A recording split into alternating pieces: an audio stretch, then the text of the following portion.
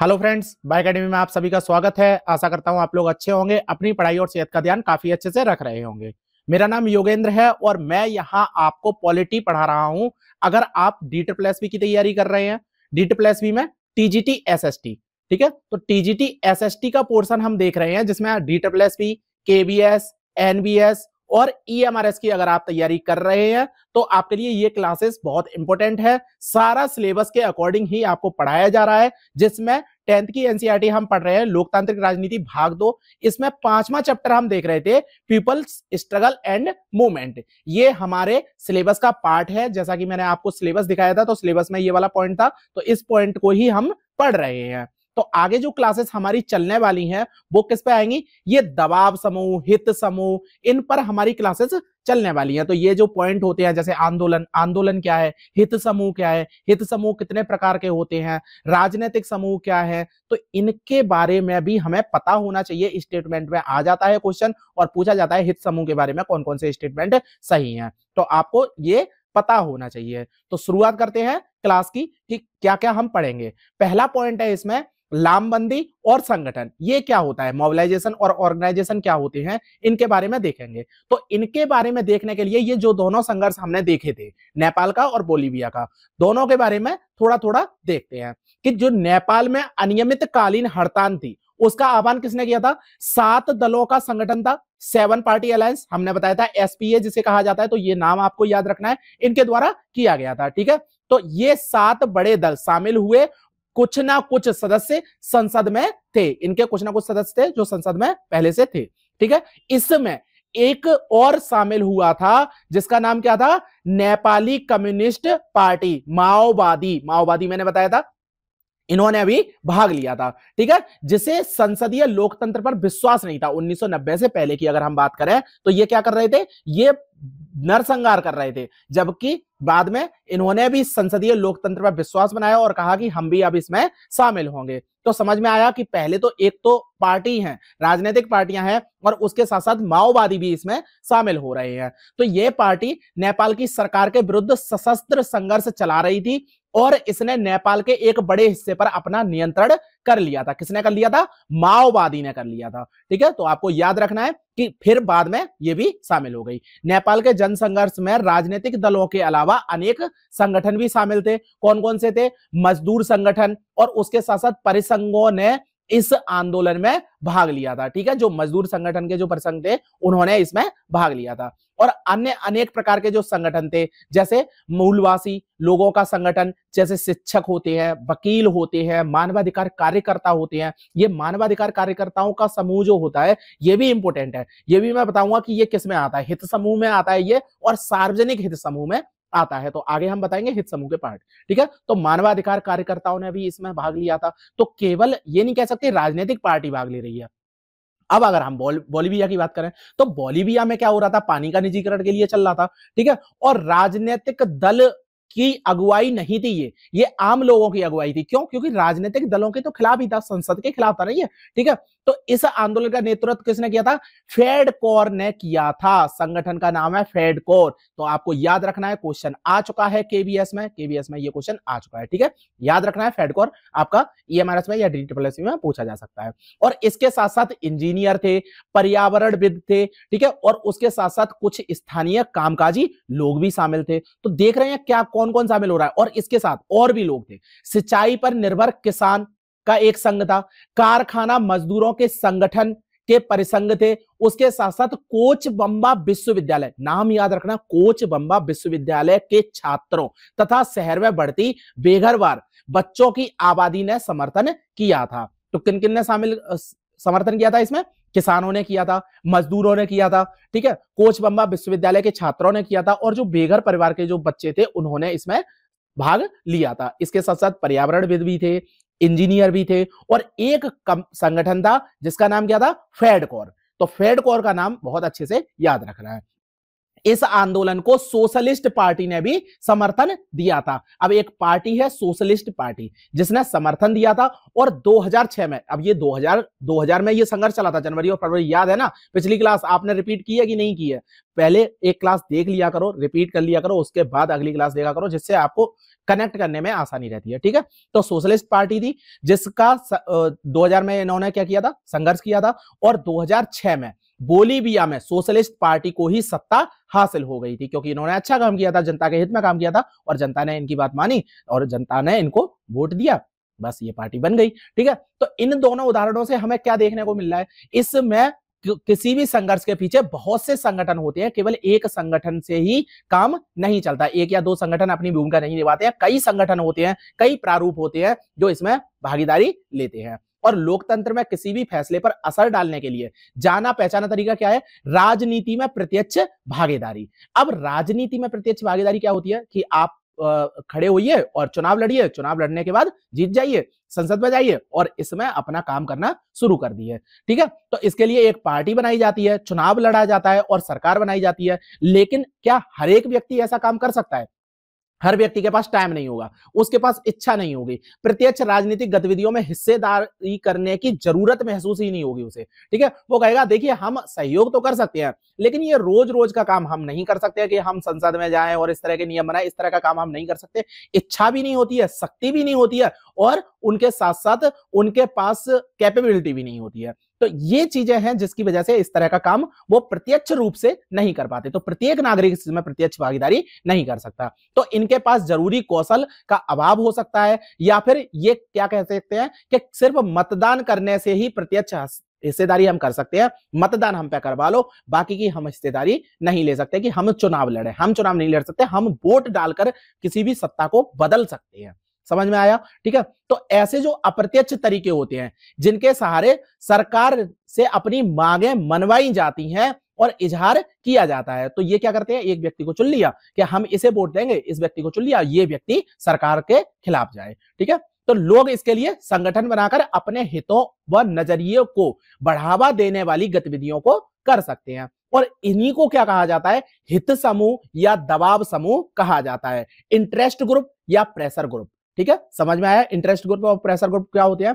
ऐसे ग्रुप होते हैं जो प्रत्यक्ष भागीदारी नहीं लेंगे, वो कहेंगे एक व्यक्ति को हम वोट डाल दे रहे हैं, हम वोट डलवाएंगे उस पर और उसे जितवाएंगे, लेकिन हम प्रत्यक्ष भागीदारी नहीं लेंगे। ठीक है, कभी कभी लोग बगैर संगठन बनाए भी मांगों के लिए एकजुट हो जाते हैं। कोई भी संगठन नहीं बनाया, संगठन बनाए बिना ही एकजुट हो गए, और जुट होने के बाद फिर उस शब्द को क्या कहा जाता है, उस समूह को कहा जाता है आंदोलन। तो ये याद रखना, तो जितने भी आंदोलन बनते हैं, ठीक है, जितने भी आंदोलन होते हैं, उन आंदोलनों का एक कोई वो नहीं होता है, गुट नहीं होता है, संगठन नहीं होता है, ये एक साथ इकट्ठे हुए और किसी एक मांग के लिए अपना कार्य कर रहे हैं। तो समझ में आया? मूवमेंट्स क्या होते हैं? मूवमेंट्स वो होते हैं कि लोग बगैर संगठन बनाए अपनी मांगों के लिए एकजुट होते हैं और अपने फैसलों पर अडिग रहते हैं। सरकार के खिलाफ हो सकते हैं या फिर किसी भी चीज के खिलाफ हो सकते हैं, तो वो आंदोलन कहलाता है। अब बात करते हैं दबाव समूह या आंदोलन, इनमें अंतर क्या है वो देख लेते हैं। प्रेशर ग्रुप की भी हमने बात कर ली। प्रेशर ग्रुप क्या होंगे? वो प्रत्यक्ष भागीदारी नहीं करेंगे, लेकिन उनका एक संगठन होगा।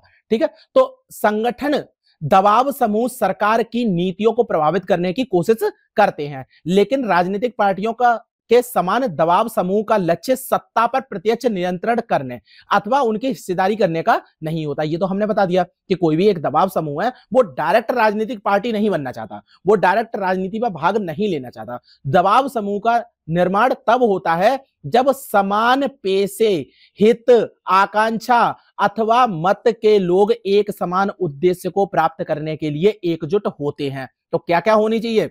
एक तो इनका एक समान उद्देश्य होना चाहिए, ठीक है, समान पेशे के लोग होने चाहिए, इनका हित समान होना चाहिए, आकांक्षाएं समान होनी चाहिए। ठीक है, मतलब जो भी व्यक्ति हैं उनकी एक जैसी स्थिति अगर आ जाती है तो वो क्या करते हैं, एक जगह पे एकत्र होते हैं और अपना संगठन बनाने की कोशिश करते हैं। दबाव समूह तभी बनते हैं। ठीक है, तो इसमें अगर जो हम ये देखें कि क्या जो हमने नेपाल का देखा, हमने बोलीविया का देखा, तो क्या इसमें कुछ ऐसा था कि एक ही तरह का हित था, किसी में कोई भी व्यक्ति है वो उनका सबका एक ही तरह का हित हो? एक ही तरह का हित नहीं था, तो इन्हें हम संगठन नहीं कहेंगे। ठीक है, तो नेपाल में जो जनसंघर्ष हुआ था वो उसमें लोकतंत्र के लिए दूसरा आंदोलन कहा गया, इसे लोकतंत्र के लिए दूसरा आंदोलन। याद रखना 2006 में जो संघर्ष हुआ था, जनसंघर्ष हुआ था, उसे क्या कहा गया था? लोकतंत्र के लिए दूसरा आंदोलन। और इसी के साथ साथ कुछ और आंदोलन के नाम जो हमने सुने हैं, जैसे हमारे देश में मैंने बताया था आपको नर्मदा बचाओ आंदोलन, ठीक है, और सूचना के अधिकार के लिए आंदोलन करे गए थे, शराब विरोधी आंदोलन किए गए थे,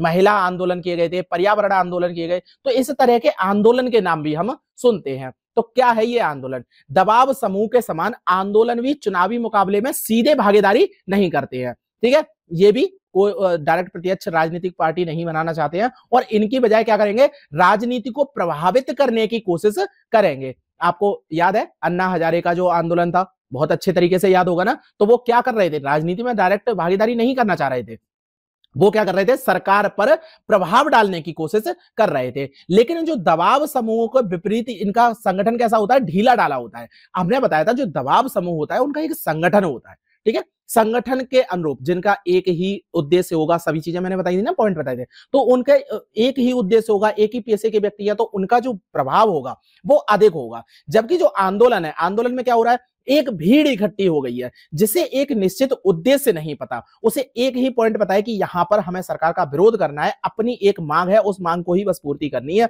और उसके लिए ही हमने आंदोलन किया है। वो मांग की पूर्ति हो गई तो हमारा आंदोलन समाप्त हो जाएगा, फिर उसका कोई भी नाम नहीं दिया जाएगा। तो आंदोलनों में जो फैसले होते हैं वो अनौपचारिक ढंग से लिए जाते हैं और ये फैसले लचीले भी होते हैं। कि आंदोलन में कहा गया कि हम क्या करेंगे? सरकार से कोई भी एक मांग कर रहे हैं, फिर सरकार ने कहा कि ऐसा करते हैं, बातचीत करते हैं, बातचीत करके हल निकालते हैं। और हो सकता है कि बातचीत करके जो हल निकाला गया वो आंदोलनकारियों के हित में हो और उन्हें लगे कि हाँ ठीक है, तो फिर वो क्या करेंगे? जो उन्होंने बातें रखी थी उस पर अडिग नहीं रहेंगे कि ठीक है इसे आंदोलन को खत्म करते हैं और हमारी बातचीत इतनी तो मान ही ली है ना सरकार ने। अब समझ में आया आंदोलन और हित समूह किस तरीके से अलग हैं एक दूसरे से। तो आंदोलन जनता के स्वस्फूर्त भागीदारी पर निर्भर होती है, ना कि दबाव समूह पर। अब ये याद रखना बहुत इंपॉर्टेंट लाइन है। आंदोलन किस पर निर्भर होते हैं? स्वस्फूर्त भागीदारी पर निर्भर होते हैं। किसकी स्वस्फूर्त भागीदारी होनी चाहिए? जनता की होनी चाहिए। समझ में आया? तो ये है आंदोलन के बारे में। अब बात करते हैं हित समूह के बारे में। तो हित समूह कैसे होते हैं? एक तो वर्ग विशेष के हित समूह होते हैं और दूसरे होते हैं जन सामान्य के हित समूह। ये क्या है? इनके बारे में देखते हैं। तो जो हित समूह होते हैं जो समाज में हमें देखने को मिलते हैं, उसमें समाज के किसी एक हिस्से का, किसी एक भाग का, एक ही तरह के व्यक्तियों के हितों के बारे में बात की जाती है। जैसे मजदूर संगठन है, आपने देखा। अब मजदूर संगठन है वो किसानों का साथ देंगे क्या? नहीं। मजदूर संगठन केवल अपने मजदूर के जो लोग हैं, मजदूरी वाले जो व्यक्ति है, उनका साथ देने के लिए बात करते हैं। उसी तरीके से व्यावसायिक संघ है पेशेवरों का, जैसे डॉक्टर, वकील, शिक्षक, ये भी हमने बताया था। इनके भी जो उदाहरण है वो क्या है? दबाव समूह का ये एक पॉइंट है। ये दबाव समूह की तरह काम करते हैं, ठीक है। और ये दबाव समूह वर्ग विशेषी होते हैं क्योंकि ये समाज के किसी भी खास तबके जैसे मजदूर, कर्मचारी, व्यवसायी, उद्योगपति, धर्म विशेष के अनुयायी अथवा किसी खास जाति आदि के प्रतिनिधित्व होते हैं। ओके। अब इनमें समस्या क्या होती है कि जो ऐसे समूह होते हैं वो पूरे समाज के बारे में नहीं सोचते, पूरे समाज का हित उन्हें नहीं देखना है, उन्हें केवल अपने सदस्यों की बेहतरी के लिए काम करना है, उनके ही कल्याण के लिए काम करना है, पूरे समाज के बारे में वो लोग नहीं सोचते हैं, ठीक है। तो ये वर्ग विशेष के हित समूह है जिनके बारे में हम बात कर रहे थे। अब देखो कुछ संगठन ऐसे होते हैं जिनके प्रतिनिधि नहीं होते हैं, ठीक है, हितों का कोई प्रतिनिधित्व नहीं करते हैं। ये संगठन क्या करेंगे? ये सर्व सामान्य हितों के लिए काम करेंगे। जैसे कि मैंने एक शब्द बताया था आपको थोड़ी देर पहले ही, वो क्या था? मानवाधिकार संगठन। तो मानवाधिकार संगठन जैसे संगठनों की हम अब बात कर रहे हैं। तो ये संगठन सर्व सामान्य हितों की नुमाइंदगी करते हैं, उनकी रक्षा की जो जरूरत है उनके लिए वो काम करते हैं। ऐसे संगठन जिस उद्देश्य को पाना चाहते हैं उससे इनके सदस्यों का कोई लाभ नहीं होता, मतलब इनका खुद का कोई लाभ नहीं है, पर्सनल हित के लिए ये काम नहीं करेंगे। जैसे फेडकोर था। फेडकोर क्या है? बोलीविया के लिए इन्होंने क्या किया? संगठन बनाया और बोलीविया के जो लोग थे पानी के लिए तरस रहे थे तो उनके लिए काम किया। लेकिन फेडकोर का इसमें कोई भी हाथ नहीं था, मतलब फेडकोर को कुछ भी नहीं चाहिए था। वो केवल क्या कर रहा है? मानव अधिकार के रूप में कि मानव के अधिकार है, पानी की व्यवस्था होनी चाहिए, फ्री में पानी मिलना चाहिए, तो उसके लिए काम कर रहे हैं। वैसे ही नेपाल में भी मानवाधिकार संगठन थे जो काम कर रहे थे, हमने बताए थे ना सारे नाम। तो ये नाम आपको याद रखने हैं क्योंकि ये आपको डायरेक्ट क्वेश्चन में पूछ लिए जाते हैं। अब इन्हीं जो संगठन है, इन्हीं संगठनों को क्या कहा जाता है? लोक कल्याणकारी समूह कहा जाता है या फिर सामान्य, जन सामान्य के हित हित समूह कहा जाता है। तो ये भी नाम आपको याद रखना है। और ऐसे संगठन किसी खास हित की बजाय सामूहिक हित का प्रतिनिधित्व करते हैं। इनका लक्ष्य अपने सदस्यों का नहीं बल्कि किन्हीं और की मदद करना होता है। केवल अपने सदस्यों का नहीं करेंगे, अगर अपने सदस्यों का तो करेंगे तो वो विशेष वर्ग हो गया ना, हित समूह का विशेष वर्ग। ठीक है, तो अगर हम देखें जैसे बदुआ मजदूरी के खिलाफ कोई आंदोलन खड़ा करना है तो उसके लिए ये लोग काम करेंगे। ठीक है, महिलाओं के लिए कोई काम करना है तो उसके लिए करेंगे। मजदूरी का बोझ तले कोई भी व्यक्ति दब रहा है तो उसके लिए काम करेंगे कि मजदूरी को बढ़ाना चाहिए। तो इस तरह की बातें कौन करेगा? ये सामान्य जन के हित समूह करेंगे। ठीक है, तो जन सामान्य के हितों का प्रतिनिधित्व करने वाले जो समूह होते हैं, इनका उद्देश्य को साधने के लिए आगे आएंगे और बाकियों के साथ भी उनका फायदा होता है। ठीक है, कोई भी लोग है, कोई भी व्यक्ति है, अगर वो क्या करेंगे, जैसे इन व्यक्तियों का साथ दे दिया, अब क्या करेंगे, दूसरे व्यक्ति हैं उनका भी साथ देना है, तो ये इसमें भी साथ देंगे और इसमें भी साथ देंगे, मतलब सभी लोगों का साथ देंगे। कहीं पर भी अगर किसी का प्रॉब्लम हो रही है तो वो उसका साथ देते हैं। जैसे बॉम्ब सेफ, ठीक है, तो बॉम्ब सेफ है backward and minority communities employees federation. ठीक है, तो बॉम्ब सेफ है BAMCEF, याद रखना है आपको। इसकी फुल फॉर्म पूछी जा सकती है आपके एग्जाम में। ठीक है, ये भी क्या है, सामान्य जन का हित समूह है और ये भी अपने हित के लिए काम नहीं करते, ये सामान्य लोगों के हित के लिए काम करते हैं। तो ये मुख्यतः क्या करेगा, सरकारी कर्मचारियों का संगठन है जो जातिगत भेदभाव के खिलाफ अभियान चलाता है। कोई जैसे सरकार में आपने देखा होगा, जैसे कोई जैसे 2 पुलिस वाले हैं, ठीक है, एक कोई अन्य जाति का है, कोई जो तथाकथित नीची जाति होती हैं उनकी उस जाति का है, तो अब उसमें क्या हो रहा है कि भेदभाव कर रहे हैं, अपने ही कम्युनिटी में, अपने ही लोगों में भेदभाव कर रहे हैं कि अरे ये अलग है, ये अलग है। आपने एक सीरीज देखी होगी पाताल लोक, ठीक है, तो उसमें एक व्यक्ति था जो आपको पता होगा वो मुस्लिम था, तो उसके लिए गॉसिप हो रही थी, आपने देखा होगी वो सीरीज। तो इस तरह की जो चीजें होती हैं उनके लिए ही बॉम्ब सेफ है, जो इस तरह का काम करता है कि इस तरह की चीजें नहीं होनी चाहिए। सरकारी कर्मचारियों के खिलाफ अगर कोई भी चीजें हो रही हैं, उनके ही लोगों के द्वारा की जा रही हैं, तो उस जगह पर कौन आएगा, बॉम्ब सेफ आएगा। ठीक है, तो यह संगठन जातिगत भेदभाव के शिकारी होने वाले जो लोग होते हैं उनकी देखभाल करने का काम करता है, उनकी समस्याओं को सुनेगा, उनके लिए जो काम कर सकता है वो काम करेगा। और इसमें सामाजिक न्याय और पूरे समाज के लिए सामाजिक समानता को हासिल करना इनका उद्देश्य होता है। समझ में आया पूरा? अब बात करते हैं आंदोलनकारी समूहों की। आंदोलनकारी समूह क्या है? अभी जैसा हमने बताया था कि इनका कोई वर्ग विशेष नहीं होता, ये अपना कोई एक ग्रुप नहीं बनाते हैं। ठीक है, तो दबाव समूह के समान किसी आंदोलन में कई तरह के समूह शामिल होते हैं। तो जो अधिकांश आंदोलन होते हैं, जो भी आंदोलन है, वो किसी खास मुद्दे पर केंद्रित होते हैं, किसी एक खास मुद्दे पर केंद्रित होंगे। बहुत अच्छी तरह से याद रखना, ये फैक्ट में आ जाती है कि आंदोलनकारी समूहों के लिए क्या होता है। तो ये किसी एक विशेष खास मुद्दे पर ही केंद्रित होंगे और ऐसे आंदोलन सीमित समयावधि के लिए होते हैं और एक लक्ष्य की प्राप्ति करने के लिए होते हैं। जैसे ही लक्ष्य की प्राप्ति हो जाती है वैसे ही इसे समाप्त कर दिया जाता है। तो कुछ आंदोलन ज्यादा सार्वभौमिक प्रकृति के होते हैं और एक व्यापक लक्ष्य को बहुत बड़ी समयावधि के लिए हासिल करना चाहते हैं। जैसे नर्मदा बचाओ आंदोलन, ये वाला एग्जांपल आपको दिया हुआ है। ठीक है, तो उसी की तरीके से जैसे नेपाल में उठे जो लोकतांत्रिक आंदोलन थे, इनका उद्देश्य क्या था, राजा को अपने आदेशों को वापस लेने के लिए बाध्य करना था। ठीक है, इन आदेशों के द्वारा राजा ने लोकतंत्र को समाप्त कर दिया था। कोई भी जो आदेश दिए थे ज्ञानेंद्र ने, जो राजा ज्ञानेंद्र थे, उन्होंने आदेश दिए थे, उन्होंने लोकतांत्रिक व्यवस्था को समाप्त कर दिया था, संवैधानिक राजतंत्र को समाप्त किया था। ठीक है, याद रखना, संवैधानिक राजतंत्र को समाप्त किया था, संसद को समाप्त कर दिया गया था, उसके खिलाफ ही जन आंदोलन खड़ा हुआ था 2006 में। बात करते हैं आगे इसमें। तो भारत में जैसे नर्मदा बचाओ आंदोलन अभी मैंने बताया था ना, तो अब ये पहले क्या था, नर्मदा बचाओ आंदोलन नर्मदा नदी के लिए ही था। ठीक है, नर्मदा नदी पर जो सरदार सरोवर बांध था उसके कारण विस्थापित कुछ लोग थे। क्या हुआ था, जैसे कोई नदी होती है, अब ये भी आपको पता है ना, जैसे कोई एक नदी है बह के जा रही है, अब यहाँ पर बांध बनाया जा रहा है, तो इसका जो आसपास का एरिया है यहाँ पर क्या हो जाएगा, पानी भर जाएगा। तो इस जगह पर जो लोग रह रहे हैं, यहाँ जो लोग रह रहे हैं उन्हें विस्थापित करके कहीं और भेजा जाता है। समझ में आया? तो इसलिए जो बांध बनाए जाते हैं तो लोग विस्थापित होते हैं, तो उन्हीं विस्थापित लोगों के हितों के लिए काम करने के लिए नर्मदा बचाओ आंदोलन चला था। इस आंदोलन का मुख्य उद्देश्य यही था। तो इसके लिए क्या था, मुख्य उद्देश्य बांध को बनाने से रोकने का। और धीरे धीरे ये आंदोलन और व्यापक हो गया। अब केवल नर्मदा नदी पर ही सरदार सरोवर बांध के लिए ही ये काम नहीं कर रहे, इसने क्या करना शुरू कर दिया, इसने उस विकास मॉडल पर ही सवाल उठाना शुरू कर दिया जिसमें बड़े बांधों को अनिवार्य साबित किया जाना था।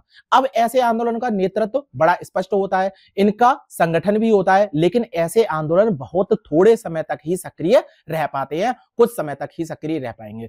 तो इसमें अगर देखा जाए तो दो तरह के आंदोलन हम देख रहे हैं। एक तो आंदोलन वो होंगे जो किसी एक मुद्दे पर चल रहे हैं, सीमित समय के लिए चल रहे हैं, लेकिन आंदोलनों का कोई एक बड़ा उद्देश्य हो, बहुत बड़ा उद्देश्य हो, तो उन्हें लंबे समय तक चलाना पड़ता है। तो ये दो तरह के आंदोलन आपको देखने को मिल रहे हैं। जैसे पर्यावरण का जो आंदोलन है, महिला आंदोलन है, ये जो आंदोलन होते हैं ये लंबे समय तक चलने वाले आंदोलन होते हैं। ठीक है, ऐसे आंदोलनों के नियंत्रण और दिशा निर्देश के लिए कोई एक संगठन नहीं होता है। इसमें क्या होगा, जैसे पर्यावरण का आंदोलन है, जिसको जो मन किया वो काम कर रहा है, उनका कोई एक तरीका नहीं होगा, एक स्टेप नहीं होगा, मतलब एक शेड्यूल नहीं होगा कि उन्हें इस तरीके से काम करना है। अब समझ में आया आंदोलन का। और जो पर्यावरण आंदोलन के अंतर्गत अनेक संगठन और खास मुद्दे होते हैं, ठीक है, जिन पर आधारित आंदोलन होते हैं। इन सबके संगठन भी अलग अलग होते हैं। ठीक है, नेतृत्व करने वाले लोग भी अलग अलग होंगे और इनके जो लोग हैं, प्रमुख लोग होंगे, कई प्रमुख लोग होंगे, उन प्रमुख लोगों की जो राय होगी, जो उनकी नीतियां होंगी, वो भी एक दूसरे से कॉन्फ्लिक्ट कर रही होंगी। ठीक है, तो इनके बावजूद भी क्या होता है कि एक व्यापक उद्देश्य होता है कि देखिए हमें पर्यावरण को बचाना है। आपकी नीतियां कुछ भी होनी चाहिए, आपके विचार कुछ भी होने चाहिए, विचार कॉन्फ्लिक्ट कर रहे हैं, लेकिन मुख्य उद्देश्य क्या है? पर्यावरण आंदोलन, मतलब पर्यावरण की सुरक्षा। अब यहीं पर एक और पॉइंट मैं अगर आपको बताऊं तो एग्जांपल बहुत अच्छा बैठता है यहां पर। अगर मान लीजिए कि सवर्णों के लिए किनके दो लोग थे जिन्होंने काम किया, एक तो महात्मा गांधी थे, ठीक है, और दूसरे अंबेडकर साहब थे। तो दोनों के ही जो नजरिए थे कि समाज को सुधारने के नजरिए थे, दोनों ही लोगों के नजरिए में अंतर था, बहुत बड़ा अंतर था, गैप था बहुत बड़ा, लेकिन फिर भी दोनों का उद्देश्य क्या था? उद्देश्य एक ही था, जो सवर्ण हैं उनकी सुरक्षा की जाए, सवर्णों के हितों का काम किया जाए, सरकार में उनकी स्थिति मजबूत की जाए। इस तरह की बातें दोनों ही लोग करते थे, लेकिन उनको लागू करने के जो तरीके हैं वो दोनों लोगों के अलग अलग थे।